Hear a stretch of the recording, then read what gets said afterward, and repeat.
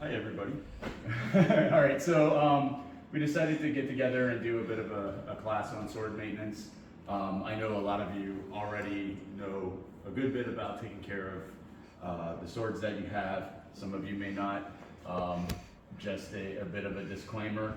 This is just a compilation of all the things that I've learned over the years in doing this. This is not the right way, the wrong way, the whatever way. This is just some ideas, right? So things I've learned from the internet, things I've learned from senpai, sensei, and others just talking about swords. So a little bit of a disclaimer for you. So some of the things we're going to go over in this class, I'll try and move it along fairly quickly. We have some examples here. I also want this to be kind of an open-ended discussion class where we can have audience participation, questions, all those types of things. So don't feel like you have to clam up until the end. Just raise your hand if you have a question, and we can jump in. So, all right. First thing we'll talk about is just what we're going to talk about, is weekly maintenance, long-term maintenance, your sharpening options that you have. There are quite a few. I think that's probably one of the things that most people that are new to Iaido and are working with Shinken and swords in general don't realize that sharpening a sword is important because you're using this. It's not like, hey, I buy this from whatever manufacturer or from whatever website and it's like the ever sharp blade and you never have to touch it up. In fact, although we are technically cutting on soft targets, maintenance is important. So then I'm going to talk about the ska and ito maintenance. So the handle of the sword, as most of you who have been doing this for a while, starts to become problematic through use. And a lot of this has to do with a whole bunch of contributing factors that I'll go over and point out here. So first things first, maintenance. All right, so the materials. Sorry for the small font here. This looked a little bit better when I was putting it together, so bear with me. If you need me to point things out a little bit more, I will. So yeah, Windex, weird, right? Rubbing alcohol, weird, right? So ammonia-based product or alcohol-based product can be used to just rinse the blade and clean off any oil. You have to be conscious of the metal that you're using, or that is used for the sword rather, and what you're using. So, ammonia can sometimes have some weird reactions with certain metals. I stick with rubbing alcohol, but you will find on the internet, people are like, oh, I just use Windex and use that to wipe off old oil, right? As far as the oils you can use, Chioji oil is what you typically find in a maintenance kit. So there are a lot of swords that you purchase, they'll come with a maintenance kit, they come with a little vial of oil, fantastic. Amazon, you can buy a bottle of this stuff for pretty cheap. This is mainly what I use, just because that's what I have. Mineral oil also is a good substitute. I think we use that here, right, Sensei? Yes. It's a mix of mineral and choji. Okay, so we mix it. All right, so yeah, a mix of the two can work. And dispenser of your choice. You guys know that we started out with the bottles and the rags, and then we have this nice, cool little thing that you kind of painted on, which actually is, I think, a cooking thing so for butter. Anyway, so microfiber cloths, get a ton of them, cheap on Amazon. Use these. Stay away from anything else, really. Even cotton cloths, like old t-shirts, they tend to collect stuff. Microfiber can do this, but when you wash it, it actually cleans up really well. So I find those to be great. A mallet or a hammer. So, hard to see, but this is the mallet that comes with the cleaning kits. Everybody's probably used to this, right? I don't use that, I use this, right? So get a mallet like this if you're taking your sword apart quite often, or get a big mallet like that. So I like this one better because it's a little easier to hit this little pin that you use for removing makugi, but anyway. So super glue with small nozzles, that's weird, right? But okay. Super glue is going to be great for fixing the ito. And really what I do is when I buy a new sword, I use super glue to lock in the knots. In some places, key areas of the ito on the ska. What I mean by nozzles, this one's kind of hard to see. How do we get in there? It's like a little hook, right, that goes onto the nozzle of the super glue. This is awesome because it gets into the ito. You can squirt some glue in there, locks it in, good to go. Mother's mag, good for polishing the sword after you clean it. Otherwise you're just going to turn it into a big mess. If you have oxidation on the sword, this is really not going to do anything for you. You have to move to flitz, right? So flitz is the savior of all swords. I learned that very quickly. All of that stuff that you get from the tatami water on your sword cleans off really well with that. So what I'll do is I'll hit it with flitz and then do mother's mag. Scotch-Brite pads come in 3 different abrasive levels. Unless you're really wanting to deal with scratches and really hard to get off oxidation, white is the best. That is the least abrasive. It works generally the best for you. And then again, the maintenance kits, because it kind of gives you a little bit of everything all at once. So. All right, so weekly maintenance, and sometimes I'll even say like almost daily maintenance, depending on how much you're using the sword. But for us, like we're cutting pretty much every week, right? So that shinken is going to get a lot of nasty stuff on it. You're not really, yes, we're cleaning it here after we cut, right? But you're pretty quick about it. We have lots of things to do and we got to move through, so you're probably not cleaning it the best. So when you bring it home and you put it away for the weekend, if it's been used, maybe you're cutting at home, do a weekly maintenance check on it, wipe off the old oil. You can use the alcohol. You can also use the Uchiko powder ball, which is in the maintenance kit. Either one, but you have to be careful with the powder ball because that actually is a polishing stone material, right? And depending on your blade, and hopefully most of you are not using a fine polished, like mirror polished blade for Tameshigeri, because you'll learn really quick that finish is not going to last very long against the tatami mats and all the stuff you're cutting, right? My new shinken does have that, but the metal in it is extremely difficult to scratch. But for a typical like 1060, 1095, even a T10, you're going to scratch it pretty well. And you know, the powder ball actually can work against you on that. So I've seen that firsthand. Yeah. Quick question. So wiping off the old oil, like just out of curiosity, like just leaving the oil on there, like say you're going to sharpen it. I mean, is that kind of negatively impact? Yes. So couple of reasons why. Mainly because you have generally dirt and contaminants that are going to start building up into the oil that's on there. Additionally, you're going to put that oil in that stone. That stone is porous, right? So you jam that oil in there, it ain't coming out, right? Belts, like if you're using a belt sander, and Jonathan has the Lansky with them, which actually is a variation of a stone sharpener, right? There's still porous materials there. You're jamming that in there and you're not getting it out, right? So first step is always clean it up, right? Take that oil off. Clean off the stains and oxidation from the blade. This I found to be somewhat of a, hey, you don't know what you're gonna get every week, right? Like, you'll get done on Friday, you get home, it's nighttime generally when we finish up, whatever, you'll get home, you wake up Saturday, pull the sword out, and you're like, what is going on? Like, it is all brown, disgusting.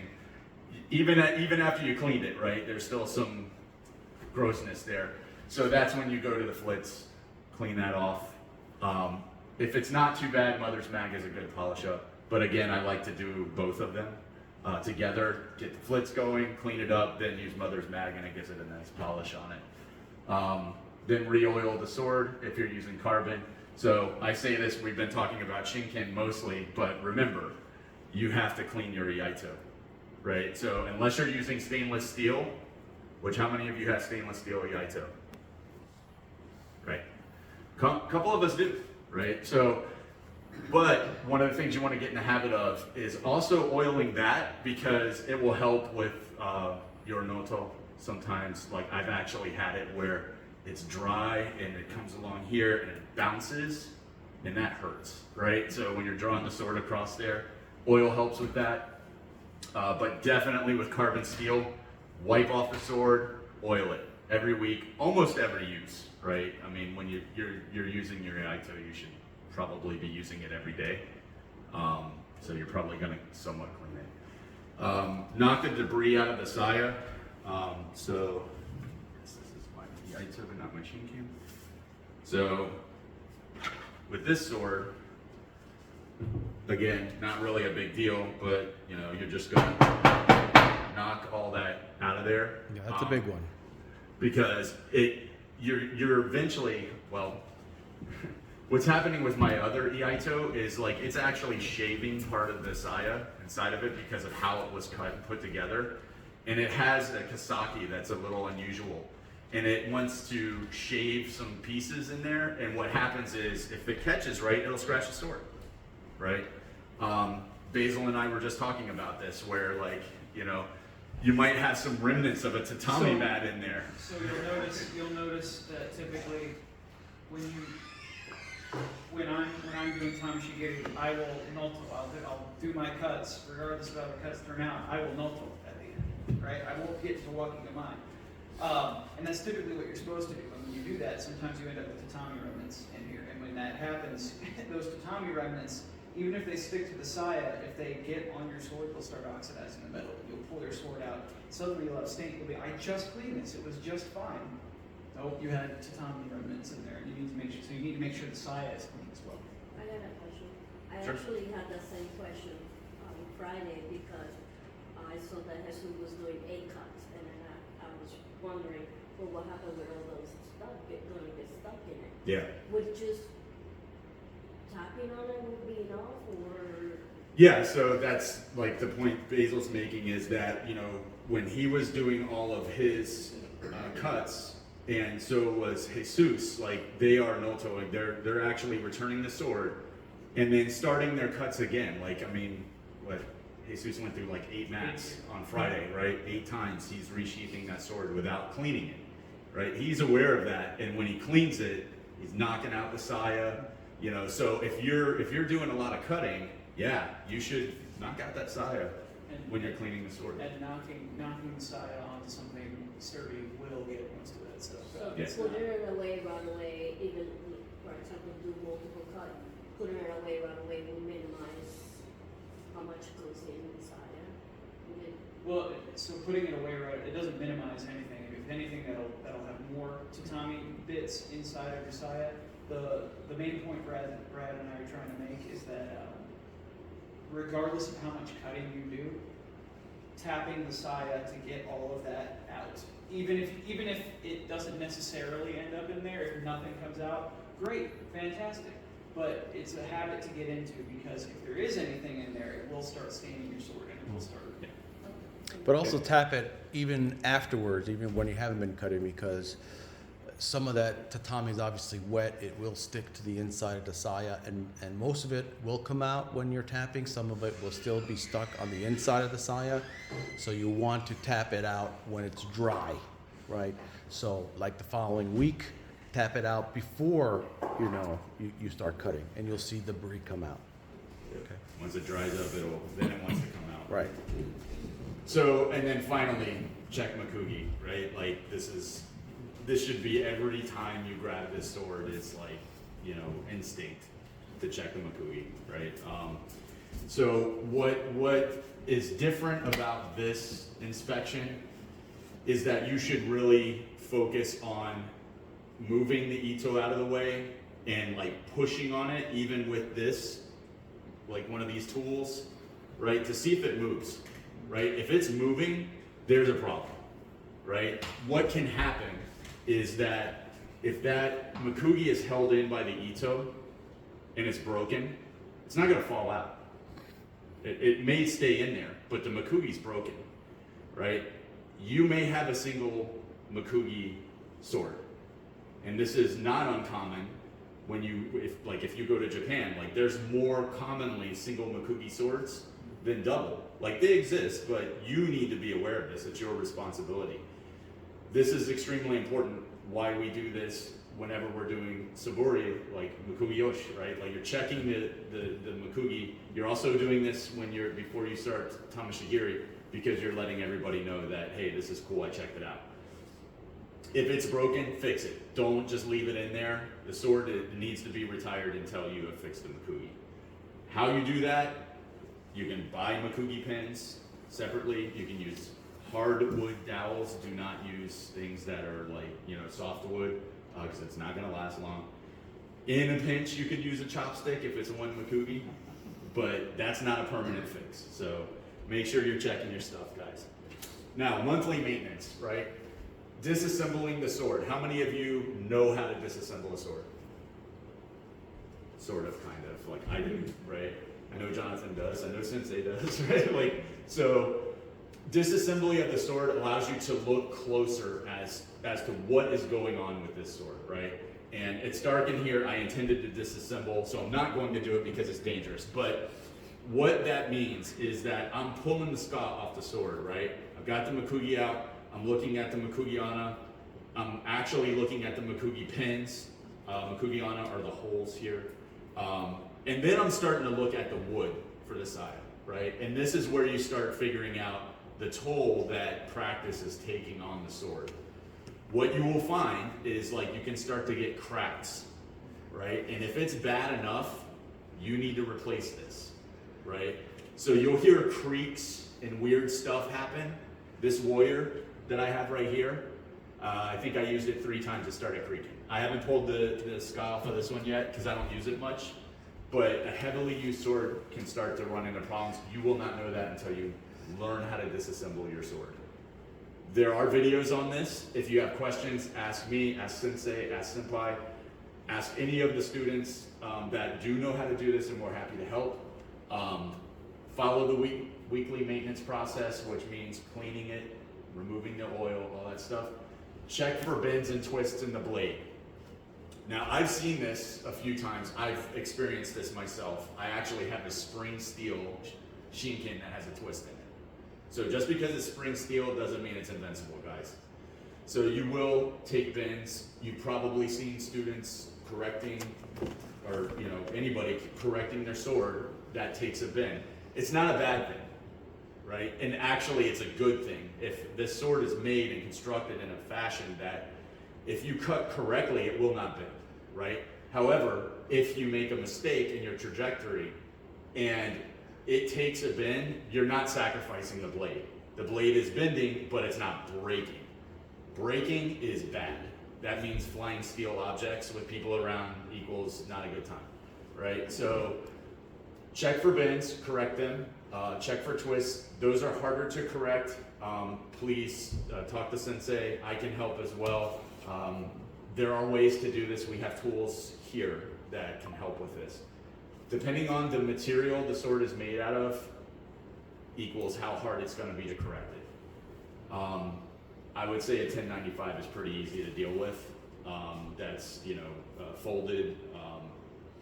A mono steel blade maybe. T10 is pretty tough, but spring steel, if it takes a bend or a twist, it's pretty much stuck, which is probably a failure in the material and in the construction process of the sword.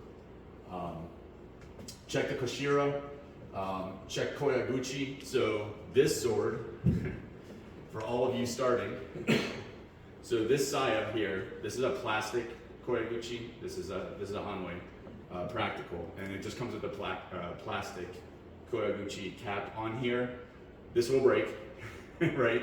And as you are learning sayabiki, right, part of sayabiki is learning how to pull the saya back when you are drawing the sword. But one of the things that will happen over time is, you're learning, and it will tend to damage this, and eventually it'll break and you'll have to repair it, right? So there are replacement parts. If you have a koyaguchi that is made out of horn, you're less likely to deal with that problem. But it just depends on where it comes from. So make sure koyaguchi is fitted. So what does that mean? Over time, right? The sword itself will tend to want to fall out of the saya, right? And this one is pretty good, but if I shake it enough, it will come out, right? So you find like kind of this happy medium. So I believe, Amber, when you received your Iaido, or your Shinken, you're like trying to struggle to get this thing out. When it comes from the factory, they're just gonna fit it as tight as possible because they're putting it in a box and sending it to you. So it goes the other direction too. You should probably make adjustments with the file if you need to, as opposed to potentially damaging the saya itself. And if it's a Shinken, then touch up the sharpening. We'll talk about sharpening here in a few minutes. So, sorry, I skipped one. Checking the ito, right? Checking the knots at the end. So that's typically for Iaido that we see after the first couple of months. That's usually the failure, right? The knots are starting to come loose, right? That whole gluing thing, that'll fix that, right? So if you get an Iaido, you glue those knots, it's less likely to come loose, because what happens is you have a tendency as you're learning to kind of have different variations on where you're grasping the sword, and depending on the length of the ska, your hand will rub against the ura and the amote knot on the ska, and it will start to come loose, and then it's a fun time trying to put that together. So with that said, we'll talk about ska care and skamaki, which is basically the art of wrapping the ito on the handle, right? And this is a giant rabbit hole to go down, guys. So I'm only going to talk about a little bit of this and kind of like get you interested. If you're into it, learn how to do it, because it is something that will carry you a good ways. It's fun. It is stressful sometimes because you're, like, man, I got to go back and do this all over again, but I digress. So tools for skamaki and taking care of the ska and the ito. So one, good lighting. So trying to do that in here, impossible, right? I actually went so far as to, get one of those ring lights, and I put it right over where I'm working, and it's awesome. Like, it's an LED light, white light, and what it does is it removes the shadows. When you have these diamonds in here, it's really tough to see what you're doing. A dental pick or a spudger, which is like this tool right here. I have it up here, and again, it's kind of dark, so you guys feel free to come up here after we're done with the presentation and look at some of these tools and just talk about it. What's a spudger? Spudger is like used in electronics, where you like pop like little ribbon cables off and stuff. The flat tool? Yeah, it's like a flat tool. Yeah. Okay. Is this right? Yeah, so the end of this is technically like a spudger. Like, it's a flat tool on a plastic tool that allows you to pop off that little delicate connector without getting your hands in there and Okay. potentially damaging the cable. But it works really good for ito. Okay. And so does this little pick, like right here. You can get in there and really work with some of the pieces that you'll work with, and I'll talk about in a minute. Tweezers, razor knife, makugi hammer, old hotel room keys. So what does that mean, right? So, and dress shirt collar tabs, right? What does that mean? Honestly, the best tools that I have found for repairing ito knots are these right here. This is a cut up hotel room key into a little triangle, and you tape the ito on when you're doing the knots. And even better, this is a shirt collar tab, right? And as you start getting into the knots at the end of the sword, right, the ura and the amote knot, this is like awesome, because trying to, and I've seen this on the internet, and like everybody has their thing. I started using string and needles and leather hook needles and all this stuff, and I'm like killing myself trying to get these knots through, because the idea with ito is you get it tight. And I'm like, this is not working. And then I decided to use this, and I'm like, oh my God, where have you been all my life? So, clamps for holding things, important. Glue, again, super glue, and then the wood glue, I'll talk about that. Two-sided 3M tape, this stuff is magic. So instead of using glue, right, this 3M tape is basically glue in tape form. So what I do, and I brought this on purpose, because what happens here is I will just put a piece of it along here, and as I'm doing the tsukamaki and wrapping the ito, I'm pulling tight, right? And then I lock it in with glue, or on the tape rather, and then it just holds it, right? And I can put a clamp there if I'm gonna walk away, and as I'm doing all these tight folds, this is helping me. And the great thing about it is it doesn't bleed through. Glue will bleed through the silk or the cotton, and it really, depending on the materials, quality varies, guys. You know, that becomes a giant mess, right? This stuff is great because it holds everything in place. So 3M tape, I think I have a closer picture here. And then the steel bar I use, did I bring it? No. To actually slide the ska into, that I can switch around as I'm doing the folds, right?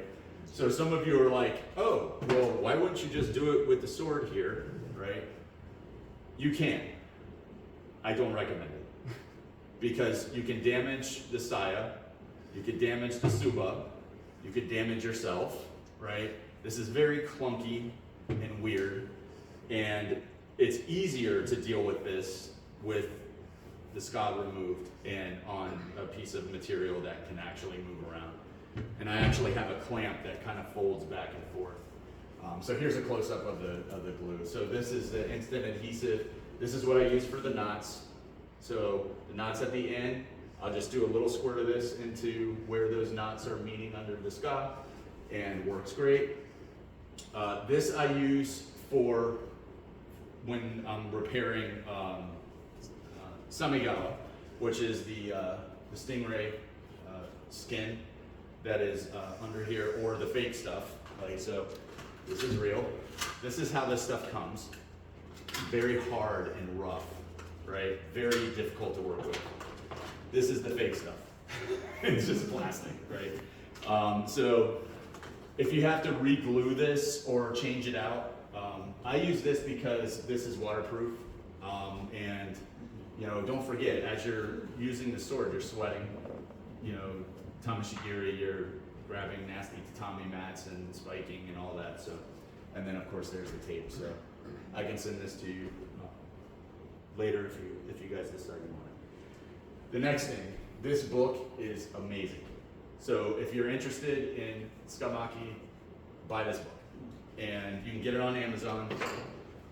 It's right here if you want to check it out. And I'll go through a couple of pieces of the book.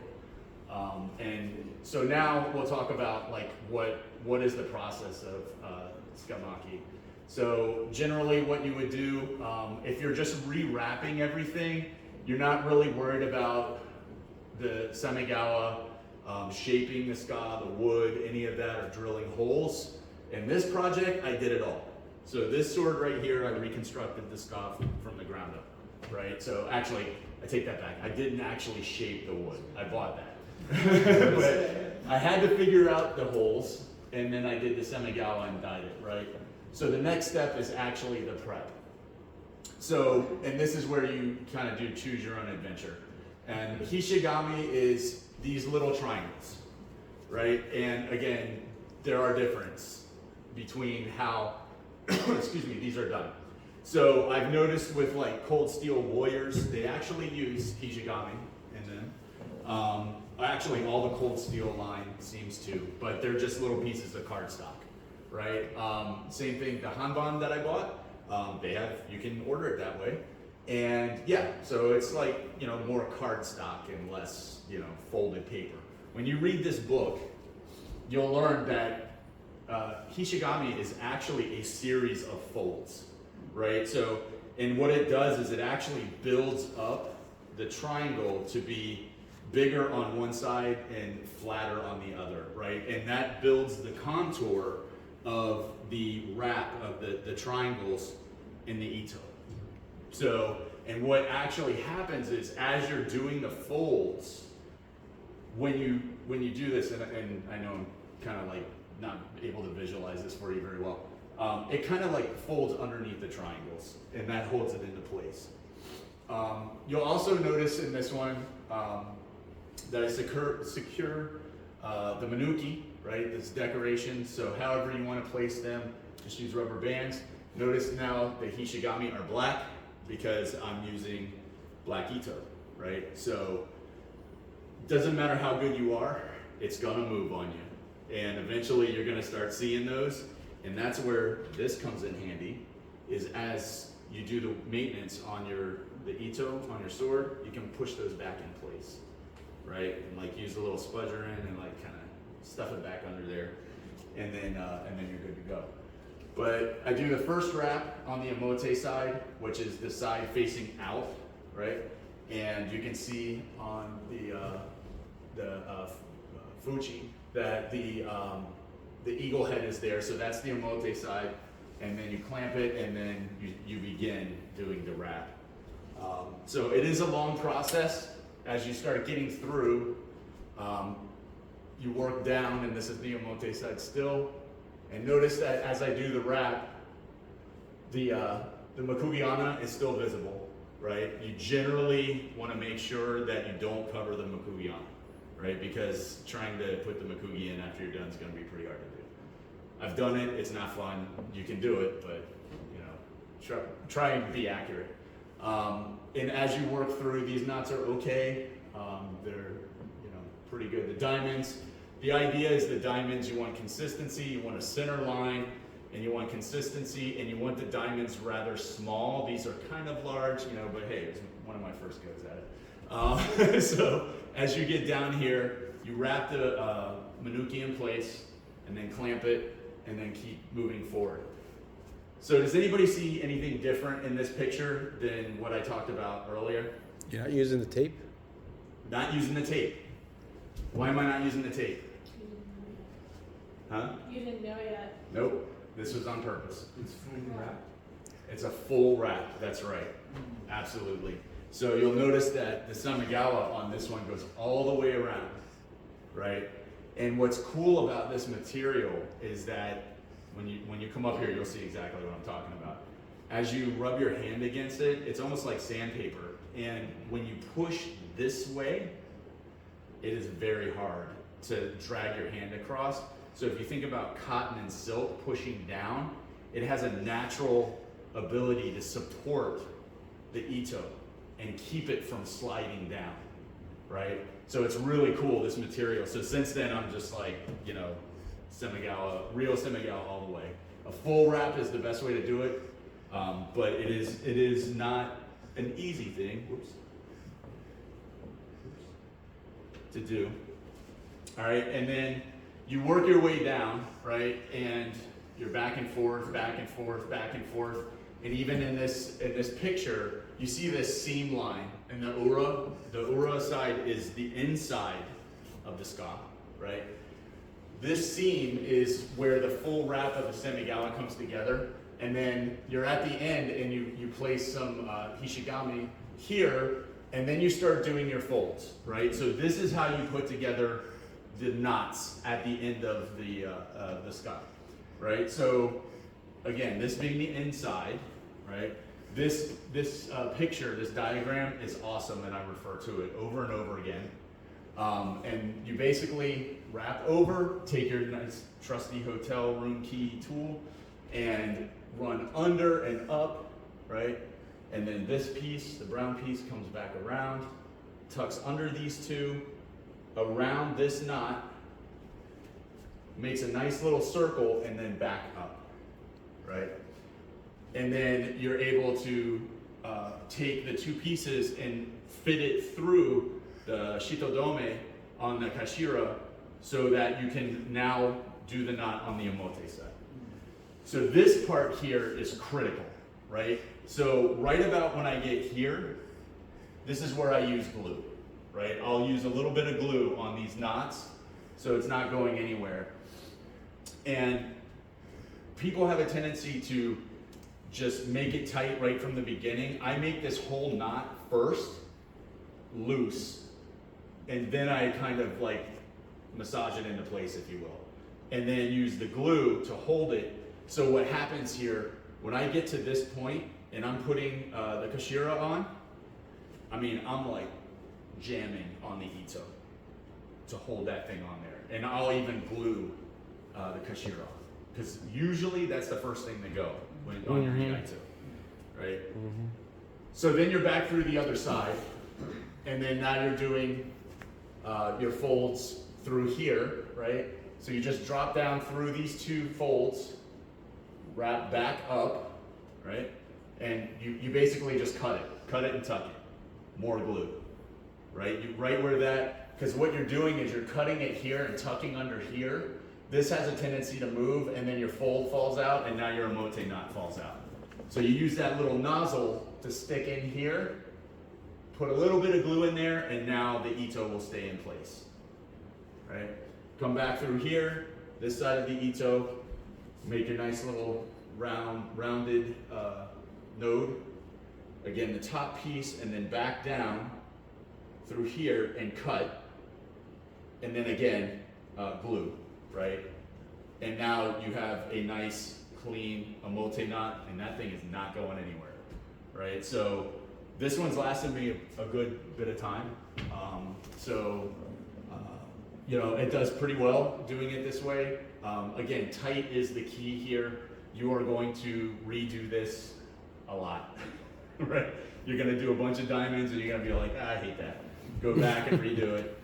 It is practice, practice, practice, just like everything we do, right? So this is an art form, guys. Like, I have seen people, and there are people on the internet that I'm just like, I just want to stop what I'm doing.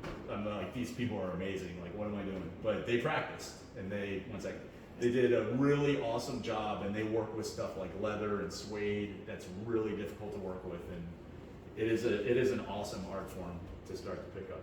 Yeah, good question. So the glue, you mentioned that, you know, this is something you're gonna redo often. Like gluing it doesn't, like you can just redo it later. So let me clarify. When done right, you're not gonna do it often. Okay. When done incorrectly, you're gonna redo it often. And I hate to say it, there is a lot of times that I see even brand new swords that don't last very long. So, all right, so moving along. Any other questions about Tsukamaki and the Ito? One question. Sure. So it's just the knot holding that, you know, I don't know the official term for it, palm, the bottom of the hand. Like Shira? Yes. So it's just the knot holding that in place, you know, So traditionally, I believe it is just the knot.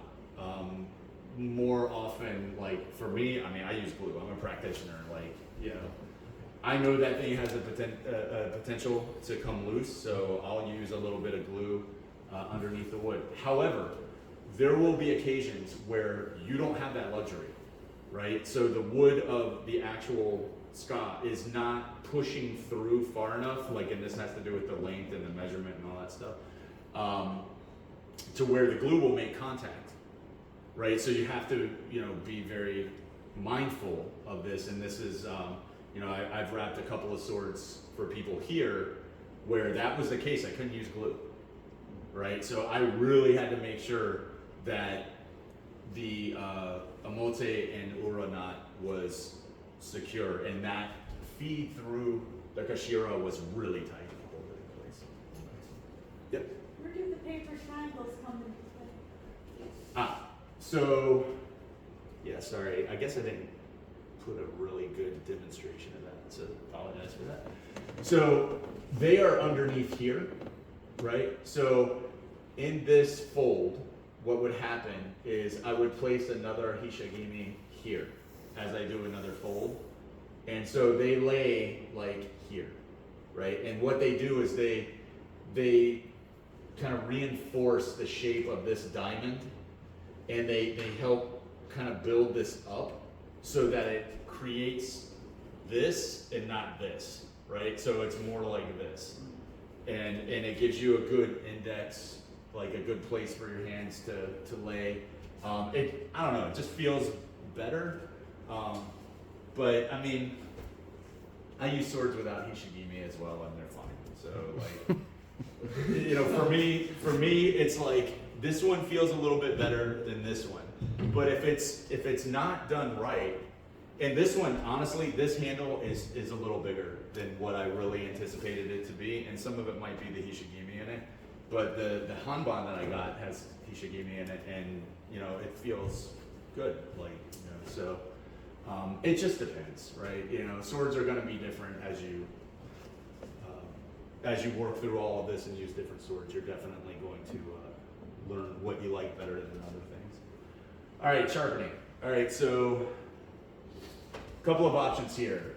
Work sharp. All right, so again, I'm going to lay out 3 different options, and they all have different things about them that are very good characteristics and sometimes bad characteristics, right? When you start sharpening, you have to be very mindful, right? Because you can potentially just completely damage the sword and you're done, right? So, talk about work sharp, right? So, great for quick work. I mean, this is a fast tool to use. It's a fast tool to learn. The kin onion is best for swords. It's best to use the blade grinder attachment, but I'll show you in a minute. So this is the work sharp kin onion, and then there's attachments you can get. It's very easy to learn. They have tons of videos. You can use this for reprofiling an edge if you need to, or that's the dangerous part. The angle guides can be a little tricky. That's these things here, especially when you're using a bigger sword. What do I mean by that? Like the mune on a warrior is massive. This sword is huge, right? As you get into some of the other swords, like from Hanban and Northshire and even Hanwei, you know, the profile tends to be a little bit smaller and they're kind of easy to deal with. But I've found that warriors are tough. They're big swords. It is expensive. It's not a cheap tool to get, you know, especially with the attachments. Inexperience can damage the edge permanently, and you can scratch polishes. So there are techniques to protect against scratching. So, you know, the hamon on your sword is a very beautiful thing, right? And depending on how you use this thing or how careless you are with it, you can actually permanently damage that. That's an issue. If you're mindful, it's fine. So super valuable blades, I wouldn't recommend this, right? I would probably stick with stones, but that's just my recommendation. But I think also as you get to be better with this tool, you can also kind of branch out into like, hey, I know what I'm doing, and like, you know, I have a little more expensive blade that I feel more comfortable with. So this is the blade grinder attachment. This thing is amazing, right? This is the blade grinder, and we're going to show some demonstrations here. I'll go through the slides and then we'll turn on the lights and then we'll go through the demonstrations, right? I'm not going to grind on a sword here, but I'll get you the idea, right? So these are belt grinders, right? And you have your angles. This one's cool because it kind of you lay it down at the angle and instead of trying to run it through the tool. So, and I know I have this as a demo like this. I think we're going to do it all at once because it's too dark in here. So next up is the Lansky, and the Lansky is a kit that has all these materials. And actually, Jonathan, why don't you? No, go ahead. You're doing good. You sure? Yeah. All right. So the Lansky has medium and fine and coarse stones, great for sharpening knives. It's really not meant for swords, but it actually works well, right? Like the angle is good, like it has an attachment for it that allows you to get those angles. Jonathan provided us with the actual grip of the stones that are there, so you can understand what you're using. You can buy these on Amazon or eBay or at Gun and Knife stores, and it's an affordable tool to have and very, very quick to, I mean, I think Jonathan, you said this is a pretty quick tool to get accustomed to, right? You can get a good, after you get used to it, you can put a good edge on a sword in about 10 minutes. That's awesome, right? So it comes with oil and all of that. So it's a little bit different, right? So some of the pros, easy, you know, fairly inexpensive, easy to use, short learning curve, consistent edge. That's with sharpening, consistent edge is key, right? So what does that mean? Your edge alignment, like if it's doing one of these things, you're gonna have problems cutting, right? Especially when you get into more difficult cuts. Suiheis tend to like go, like this. You have maybe an edge alignment issue. Consistency with that edge is key. So some of the cons, the angle bars tend to slip, so you need to get it tight, otherwise, because that sword's heavy, right? Depends on the sword you're using, how heavy, but. So the stones will sometimes butt against the angle bar, so this alignment thing, so really you just have to be mindful of how you're setting up the tool. It sounds like once you get it, repetition is gonna get you far, so. And again, there's the colored holder, so it's pretty easy to keep your fingers out of the way so you don't get cut. And again, we'll do a demo of this one too, so we'll have Jonathan go through all the pieces and how to put that together. There's some extra things Jonathan's pointing out here, some pads to keep the angle bar from slipping, screwdrivers, things like that, and some pads. If you want a list of this, I will provide the list from this. Just reach out to me on Discord, and I'm happy to provide information from the slide deck to you. Again, there's the close-up of the angle selectors for the bar. So the bar goes in, and then you get like that angle from how the bar is put into this bracket. So angles are, we debate this all the time, right? Like, so generally, when we start talking about angles, anywhere between 17 to 20 is what most people talk about. 17 is mostly made for like knives, Japanese knives, stuff like that. It's extremely sharp, but here's the thing. Like, yeah, you're gonna get a few cuts out of that, but it's gonna take its toll, right? It's not as resilient, right? Tatami, believe it or not, I mean, they're considered fairly hard targets, right? So you could actually go into like maybe a 20 or 25, I'd say 20. I stick that route, but again, whatever works for you. And it's also about how often you sharpen, right? That's really the other thing. If you want to sharpen a lot to keep that really laser edge, that's okay. There's nothing wrong with that. It's all, preference. I think this is a duplicate, sorry. And then of course stones, right? So stones, this is like the old school way, and really is like the the refined way of putting an edge on a sword and maintaining the edge on the sword. And I'm still trying to figure out how to use them. Basil is very good at using stones, and he's going to do the demonstration. And I am going to continue to try and learn how to refine my sharpening skills on a stone. But it takes practice, guys. And those of you who have worked with them before, you totally get it. It takes longer, especially when you have a poor edge. If you have a heavy damaged sword, stones is going to be a long process for you, right? And that's where you start talking about other tools where you can use a Lansky or you can use the work sharp, right? That can get you there, and then you can mix and match this. And Basil and I have kind of kicked this around where it's like, well, if you use the work sharp to get it to where you want it, and then use the stones to refine it, right? And then now, you're maintaining that really nice edge with the stones. Again, I would say best for valuable blades because, it just seems to kind of go together for me.